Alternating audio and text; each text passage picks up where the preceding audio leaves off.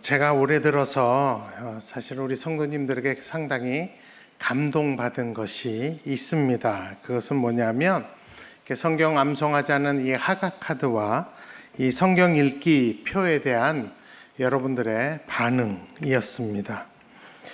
둘 다 저희 예상을 완전히 뒤엎어서 조기 매진, 창사 이래 처음 있는 일이었습니다. 그래갖고 더 찍었어요. 특히 이 성경 통독표는 세 번째로 또 찍었습니다. 많이들 가져가신 거죠. 원래 새해가 되면 사람들이 새로운 결심들을 합니다. 성경 이번에는 좀 읽어야지, 좀 외워야지 합니다. 그러나 매년과 달리, 예년과 달리 이번에 성도님들이 이 하각카드와 이 성경 읽기표에 대해 보여주신 반응은 좀 저에게 다른 느낌으로 다가왔습니다. 참 예감이 좋습니다. 그래서 이 성경에 대한 새로운 여러분이 하신 그 각오와 결단을 오늘 조금 더 격려하고 싶은 마음이 있었습니다. 개인적으로 저는 신앙생활을 할 때 억지로 하는 걸 굉장히 싫어합니다. 물론 억지로라도 순종하면 복 받습니다. 확실히 받아요. 그러나 그 과정이 억지로 할 때 그 과정에서 놓치는 것이 너무 많습니다. 자녀를 키우다 보면 정말 아이들에게 유익하기 때문에 우리가 시킵니다. 그러면 아이들이 억지로 할 때가 있어요. 그러니까 마치 엄마 저 여자 못 이기니까 그냥 마지못해 해준다는 식으로 애들 표정 보면 알죠. 완전 똥 씹은 표정으로 억지로 하는 것이 있습니다. 사실 그렇게라도 공부하고 그렇게라도 건강 챙기고 그렇게라도 하면 좋은 건 확실합니다. 근데 제가 이렇게 살면서 보니까 그 아이들이 억지로 그렇게 할 때 결국 때가 돼서 그들에게 자유가 주어지면 거의 일탈을 하더라고요. 그러니까 자기의 것으로 만들지 못하고 좋은 것을 다 놓치고 사는 경우들을 제가 꽤 많이 봤습니다. 그래서 사실 부모들에게는 자녀들에게 어떻게 동기 유발을 해주는 거를 가르칠 수 있는 지혜와 어떤 기술이 필요한 것 같습니다. 저는 사실 우리 높은도 푸른교회 우리 믿음의 자녀들이 그렇게 억지로 신앙생활을 할까봐 걱정합니다. 애들뿐만 아니라 우리 성도님들도 그러실까봐 마음이 좀 쓰입니다. 여러분, 예수님을 믿고 하나님 말씀대로 사는 건 진짜 복된 것입니다. 진짜 복된 거예요. 세상에서는 그게 좀 어리석어 보일지 몰라도 우리가 알죠. 하나님의 법과식, 하나님의 말씀이 진리이며 그게 정답입니다. 우리 하나님이 살아계신 이상 하나님은 온 세상을 다스리고 계시고 또 마지막 날에는 심판하실 것이 확실합니다. 우리 하나님은 심판자이시기도 하지만 사실 무섭기만 한 분이 아니라 사랑으로 충만하신 분이시고 우리를 향해 큰 긍휼과 오래 참고 또 기다려주시는 그런 사랑의 하나님이십니다. 또한 시편 16편 11절에 보게 되면 주의 앞에는 충만한 기쁨이 있고 주의 오른쪽에는 영원한 즐거움이 있나이다 라고 해요. 그러므로 이 우리 신앙생활의 대부분은 기쁨, 즐거움, 감사, 감격이 큰 부분을 차지해야 한다고 저는 믿습니다. 그래서 아무리 고난 가운데 있어도 우리가 신앙생활을 하는 이상 나름대로 기쁘고 감사한 일이 항상 있다고 저는 믿습니다. 그리고 우리의 신앙생활 대부분이 사실은 기쁘고 감사한 것이 정상입니다. 특별한 고난 가운데 있는 분들 외에는 설령 고난 가운데 있어도 그 안에도 그 기쁨과 감사가 있는 게 정상입니다. 그래서 저는 신앙생활을 억지로 하지 않기 위해서는 내가 먼저 이 진리를 따라가야 할 충분한 동기부여가 필요하다고 생각합니다. 그 방법들 중 하나는 결과를 미리 성경에서 찾아내는 겁니다. 가령 예를 들면 예배 잘 드리는 자에게 주시는 복이 무엇인가를 성경에서 찾아보는 거예요. 그렇게 해서 성경에서 찾고 깨달음을 얻게 되면 예배를 기꺼이 기쁘게 억지로 드리지 않게 될 수 있게 되고, 그러므로 받는 복이 있습니다. 분명히 있어요. 제가 오늘 여러분들과 나누고 싶은 것은 주를 경외하는 자들에게 주는 복이 무엇인가 하는 것입니다. 사실 그게 오늘 설교 제목과 성경 일독과 무슨 상관이 있냐라고 생각하실 수 있겠지만 상관이 있습니다. 사실 얼마 전 우리 당회 재직회 세미나에서 제가 한번 헐뜯 이것을 나눴어요. 네, 여러분과 조금 더 자세히 나누고 싶어서 합니다. 먼저 그럼 하나님을 경외하는 게 뭘까요? 도대체 정의를 해보겠습니다. 여러분, 하나님을 경외한다는 말은 성경에서 169절에 나옵니다. 제가 그 169절을 다 찾아서 읽어봤어요. 그러니까 하나님을 경외한다는 말은 어떤 믿음의 형태라기보다는 행동의 양식과 관계가 깊다는 걸 알게 됐습니다. 하나님을 경외한다는 것은 마음의 태도요, 어떤 영적인 원칙인 게 분명합니다. 그러나 그 경외함은 반드시 행동으로, 삶으로 드러나 있게 돼 있다는 사실입니다. 영어로 하면 주님을 경외한다는 표현을 fear of God이라고 합니다.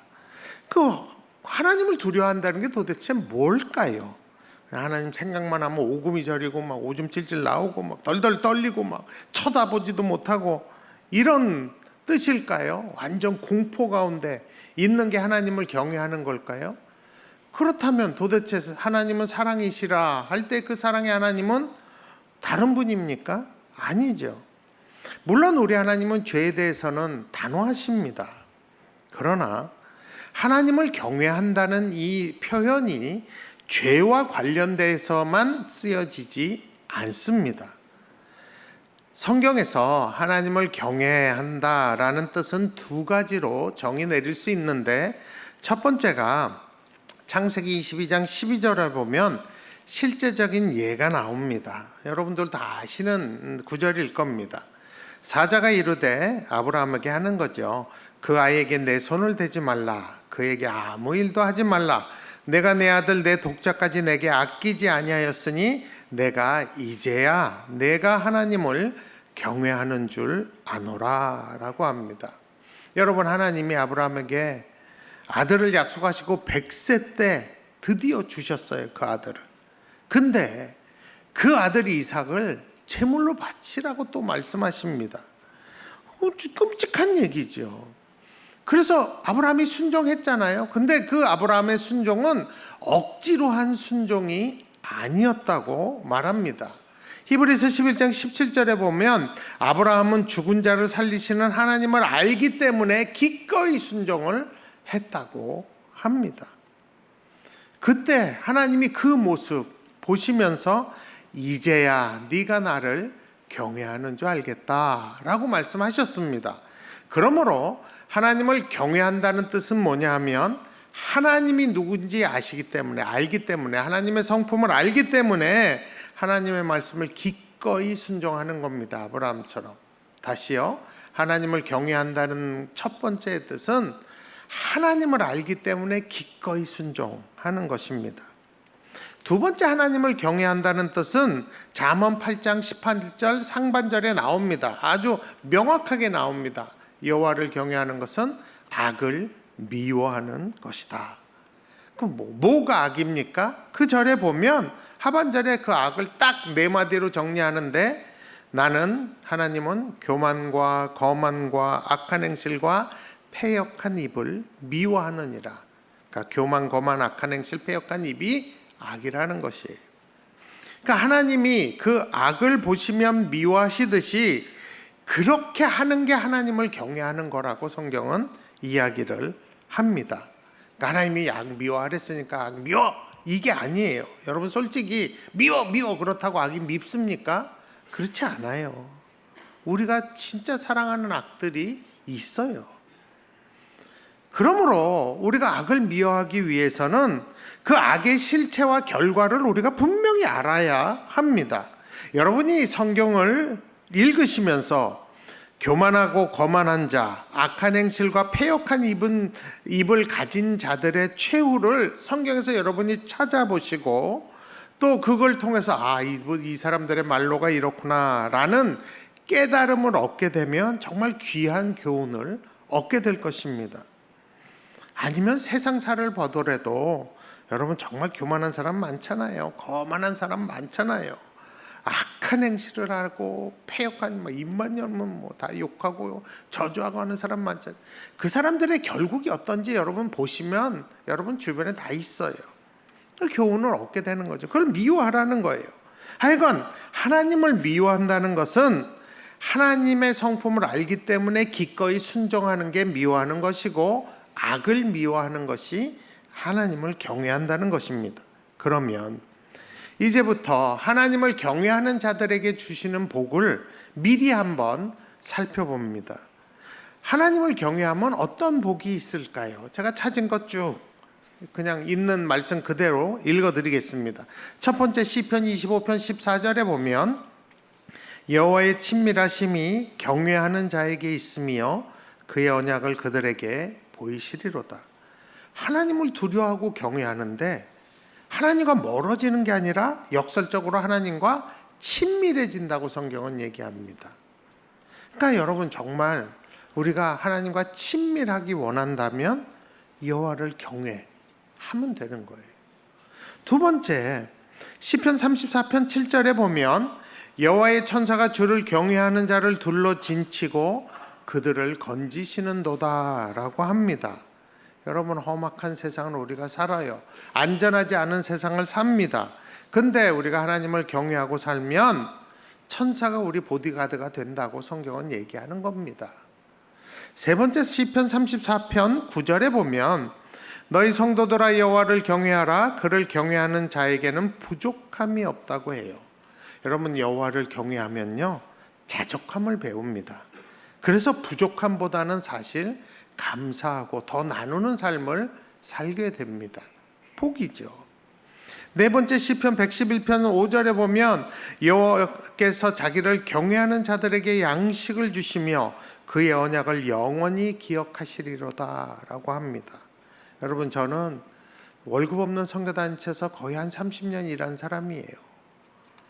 그럼에도 불구하고 이렇게 살찐 이유는 이 말씀 때문입니다. 양식을 주셔요. 하나님이 이 모양 저 모양으로. 저는 이 말씀 그냥 믿습니다. 다섯 번째 시편 115편 13절에 보면 높은 사람이나 낮은 사람을 막론하고 여호와를 경외하는 자들에게 복을 주시리로다 해요. 하나님이 복 주시는 사람은 지위와 아무 상관없습니다.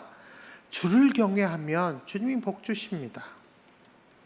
여섯 번째 145편 19절에 보면 그는 자기를 경외하는 자들의 소원을 이루시며 또 그들의 부르짖음을 들으사 구원하시리로다 합니다. 우리의 소원, 마음의 소원을 주님이 외면하지 않으신다고 해요. 주를 경외하는 자들의 그 소원을. 일곱 번째 잠언 10장 27절 보면 여호와를 경외하면 장수하느니라. 그러나 악인의 수명은 짧아지느니라. 이 다음 말씀 제가 제일 좋아하는 말씀입니다. 잠언 14장 26절 여덟 번째 여호와를 경외하는 자에게는 견고한 의뢰가 있나니 그 자녀들에게 피난처가 있으리라. 내가 여호와를 경외하는데 나만 견고한 의뢰와 피난처가 있는 것이 아니라 나의 자녀들에게도 피난처가 있는 복을 받는다고 합니다. 언젠가 우리가 죽겠죠. 그래도 내 자녀들에게 견고한 피난처가 있다는 것은 우리에게 큰 위로와 확신을 줍니다. 내가 떠나가도 그들에게 피난처가 있는 거예요.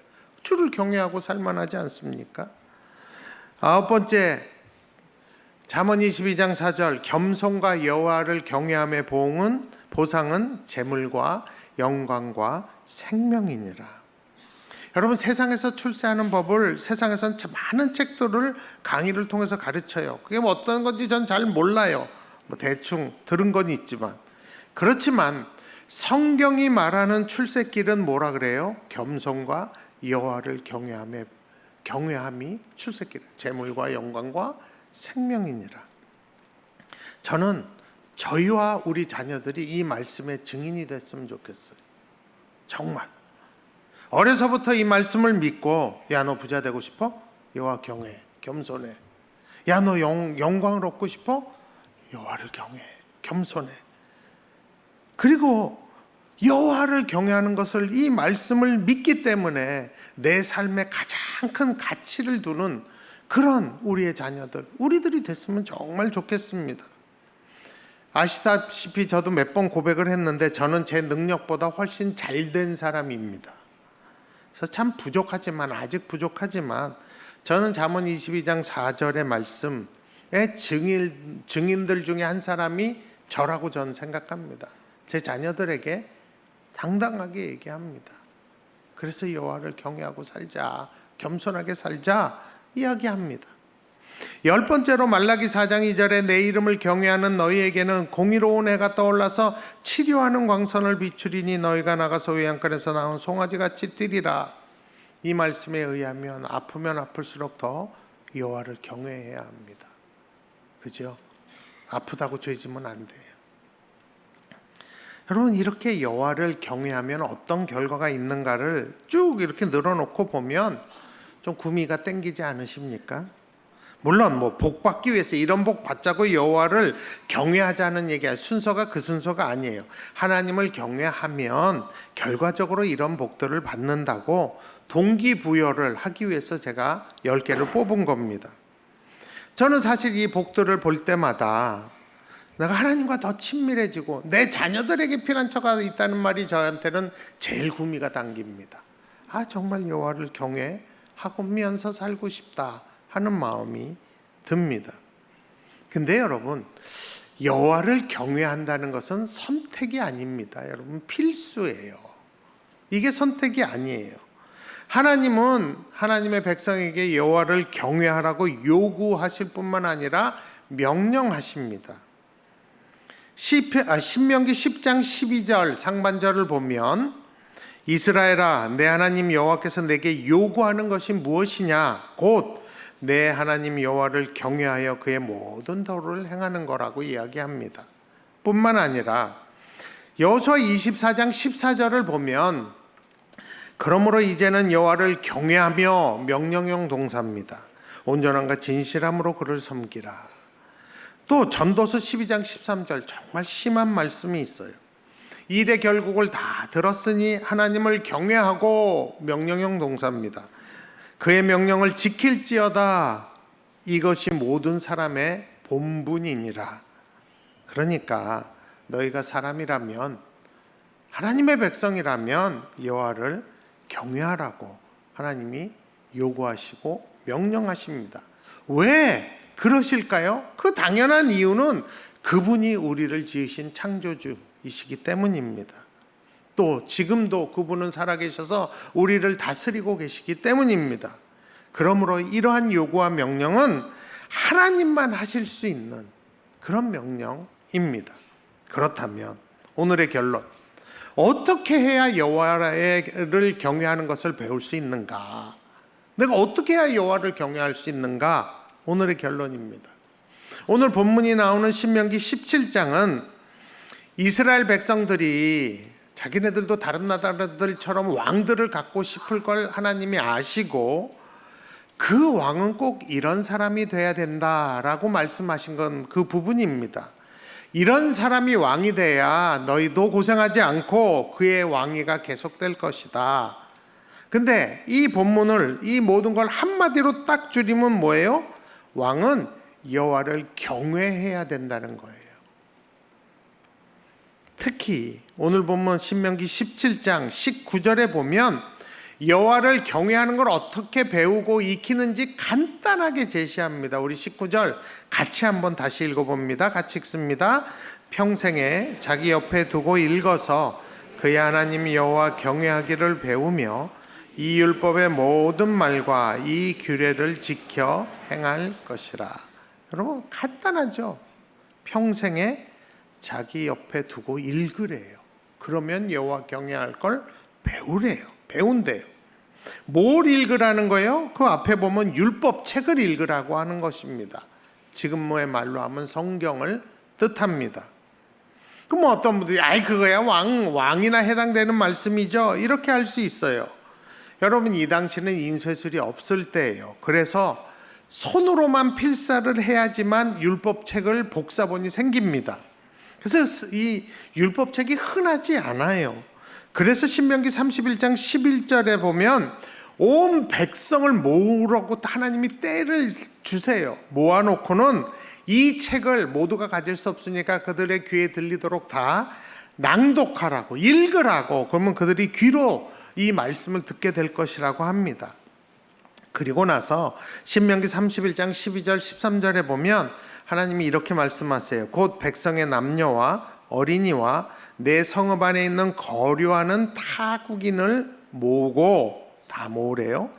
그 성경을 읽어줌으로 그들에게 듣고 배우고 내 하나님 여호와를 경외하며 이 율법의 모든 말씀을 지켜 행하게 하고, 또 너희가 요단을 건너가서 차지할 땅에 거주할 동안에 이 말씀을 알지 못하는 그들의 자녀에게 이 성경을 읽어줌으로 듣고 내 하나님 여호와 경외하기를 배우게 할지니라 라고 합니다. 그러니까 왕만 이 율법책을 읽으란 얘기가 아니라, 그래서 읽어서 왕만 여호와 경외하기를 배우게 할 뿐만 아니라 자녀들 다 포함해서 온 백성들에게 그 율법책을 읽어 듣게 해서 여호와를 경외하기를 배우게 하라는 말씀이에요.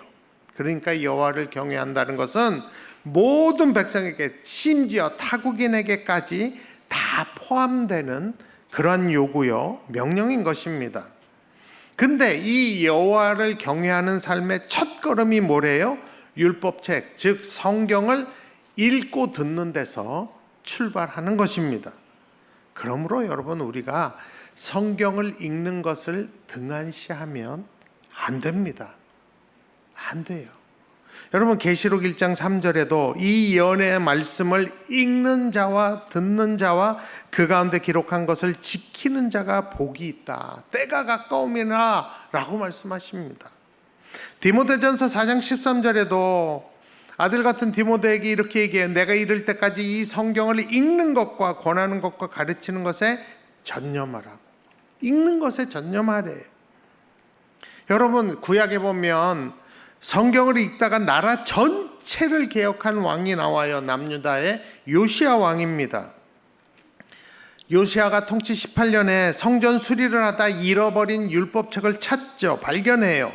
그것을 서기관 사반을 통해서 읽게 합니다. 그런데 그러자 그것을 읽자 열왕기하 22장 11절에 왕이 율법책의 말을 듣자, 그러니까 성경을 읽은 걸 듣자 곧 그의 옷을 찢으니라 라고 해요. 왜냐하면 지금 이 말씀 안에 지금의 자신과 나라의 모든 문제의 근원과 해결 방안이 이미 다 그 말씀 안에 있었기 때문에 듣는 순간 몸을 찢고 내 죄가 뭔지, 우리의 죄가 뭔지, 어떻게 해야 될지를 알게 되었기 때문입니다. 그래서 그 율법책의 말씀대로 모든 것을 제대로 개혁을 해요, 요시야 왕이. 그래서 역사적인 어떤 평가를 받는지 아십니까? 열왕기하 23장 25절에 보면 정말 부러운 평가를 받아요.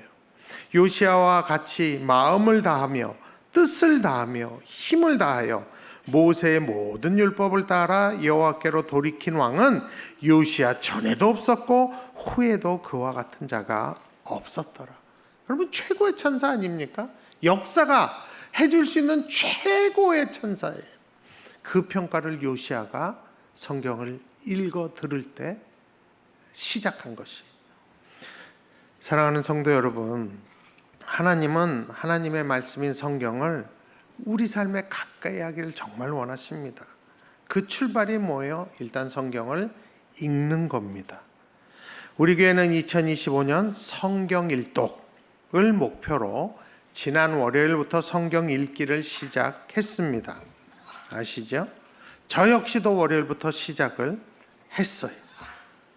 저는 최근에 선물을 하나 받았는데 대한성서교회에서 지난 10여 년 동안 번역해서 완성된 새 한글 성경이라고 새 버전이 나왔어요. 그걸 선물 받았어요. 그래서 이 기회에 그 버전으로 읽는데 재밌어요. 새로운 기분이 듭니다.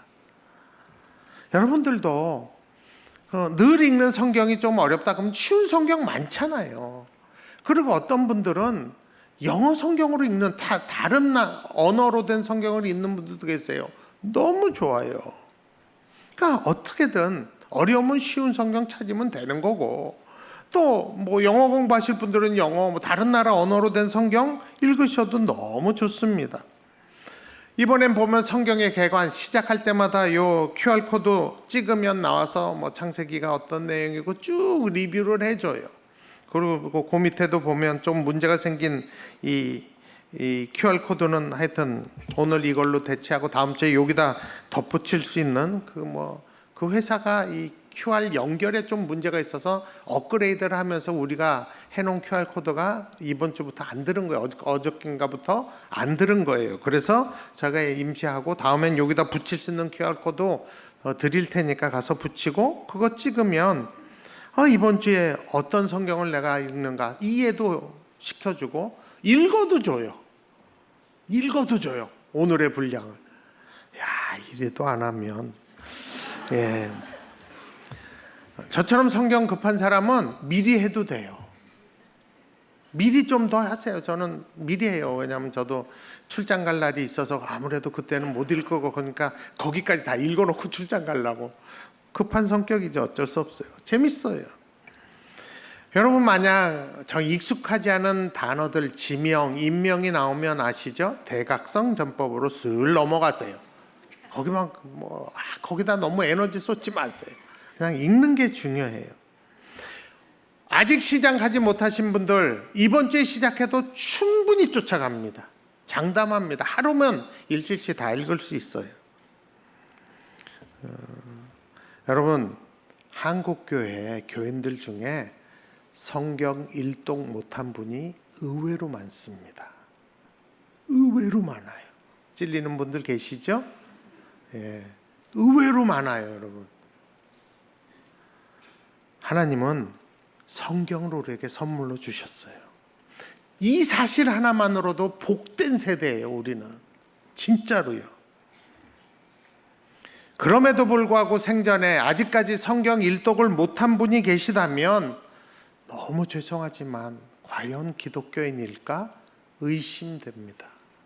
제가 심한 말 했습니다. 더 이상 미루지 마시고 올해 난 성경 일독도 못했다는 그 오명을 벗는 저와 여러분이 되기를 원합니다. 억지로 하지 마세요.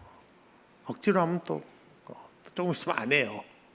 그냥 여호와를 경외하는 자들에게 주는 그 복들을 생각해 보시면서 하세요. 그리고 나 혼자 하기 힘들면 가족들과 같이 읽어도 되고요.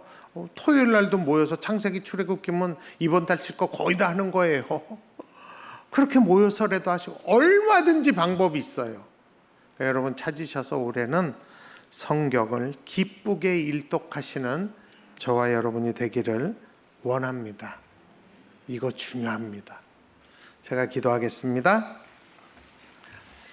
하나님, 옛날에는 모여서 누가 읽어줘야 겨우 성경 말씀 들을 수 있었는데 이제는 우리 모두가 다 성경 갖고 있고 적어도 한두 권 이상 다 갖고 있는데 그 복 받았는데도 불구하고 성경 일독하지 못했다면 하나님을 경외하는 것을 배우기 위해서라도 성경 일독하는 복을 올해 우리 모든 성도들에게 허락하여 주옵소서. 예수님 이름으로 기도합니다.